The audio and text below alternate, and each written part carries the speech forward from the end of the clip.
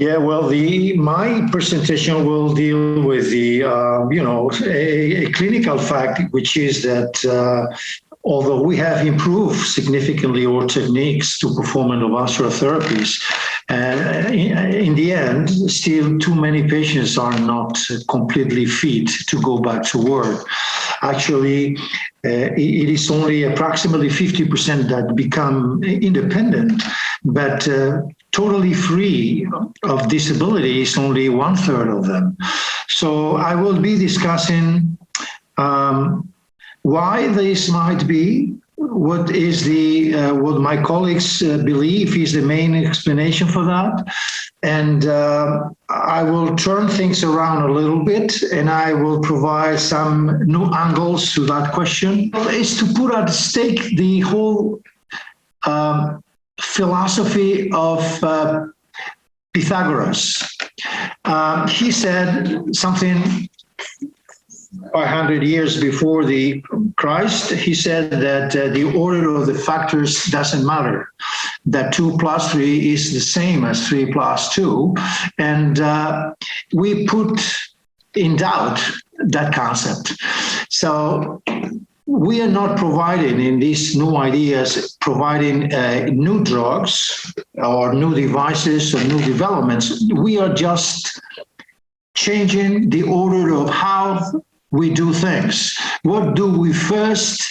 What do we after that? So what is the main course in the restaurant, and what is dessert? And we have changed the order of the factors with amazing results. So normally what people do is to, and there's a lot of discussions on this issue, and clinical trials running, some of them finished, or others ongoing, where the people is discussing whether before the thrombectomy you should also be using lytic drugs, the pros and cons of doing this. To make a very shaky discussion very simple, basically I could say that it doesn't matter. It's just the same. Or we can discuss this academically and discussing, but there's a small difference here. Anyhow, if there are any differences, it's really tiny. To use or not to use lytic drugs before thrombectomy, removing the big thrombus. So we thought, what make a thrombus responsible for the efficacy, depending on the size of the thrombus, the clot burden. The larger the thrombus, the more difficult to remove it. Of course, using drugs.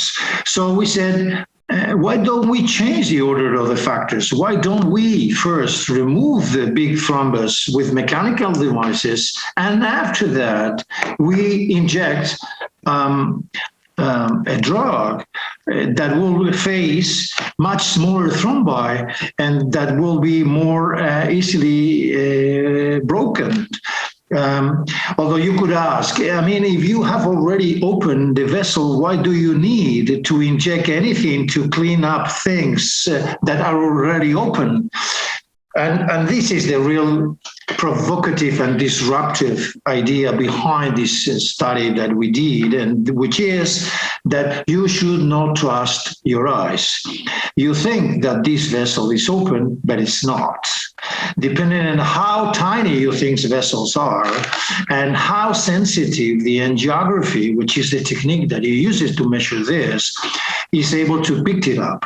And we thought that it was absolutely blind, this technique, to pick up what is going on in the brain, which finally, if you want to have oxygen and glucose reaching your neurons, which is basically what we try to do when we treat a patient with a blocked artery, in the end, it's capillaries that need to be opened. And capillaries are far away beyond the capacity of cerebral angiography to pick it up. And basically is the disruptive concept that lies behind the design of this clinical trial that we just published a couple of months ago. We have been using a drug, which is Alteplase, completely off-label. So the drug is not used according to what is approved by health authorities. The drug has been approved for intravenous use within a time window that depends in Europe or in the United States may change from 3 hours to 4.5 hours, but we are using the drug intra-arterially. And so since this is off-label, I cannot present this kind of data in slides, showing slides, but anyhow, I will be able to speak up and say the basic results, which is basically, and also very provocative, and very consistent with the whole concept that the angiography is useless to identify the patient susceptible to improve with rescue adjunct intra-arterial therapy.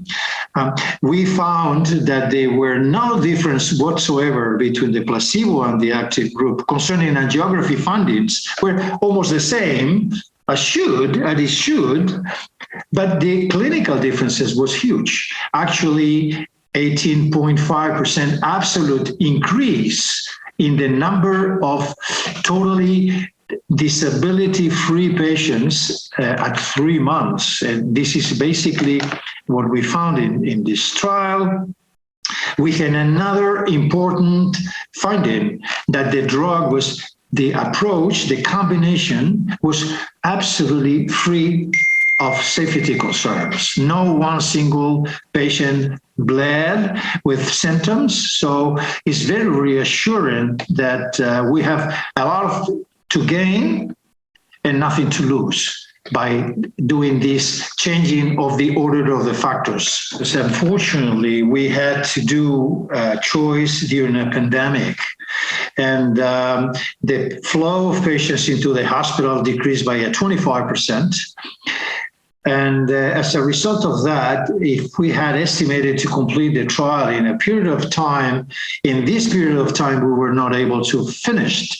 And the placebo expired, something that probably you haven't heard before in your life, that you have to stop a clinical trial because of the expiration date, the caducity of the placebo, and it could not be refurbished by the drug supplier. So we have to shut down at on February 20 because we could not administer the placebo any longer.